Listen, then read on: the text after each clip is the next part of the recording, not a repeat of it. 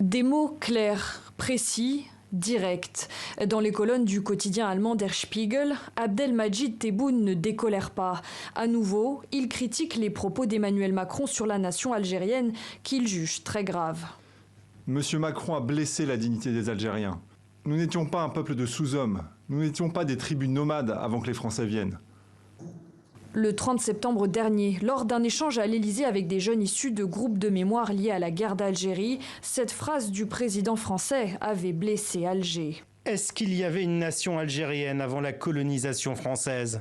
Une nation qu'Emmanuel Macron accuse le même jour d'entretenir une rente mémorielle en servant à son peuple une histoire officielle qui ne s'appuie pas sur des vérités.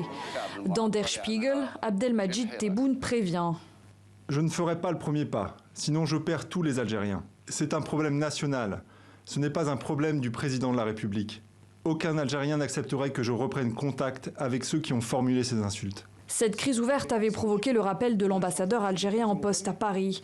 Alger a également interdit à la France le survol de son territoire par des avions de l'opération Barkhane au Sahel.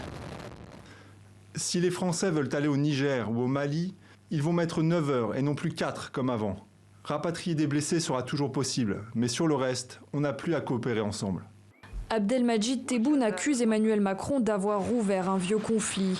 Jamais ces 15 dernières années, les tensions n'avaient été aussi grandes entre la France et l'Algérie.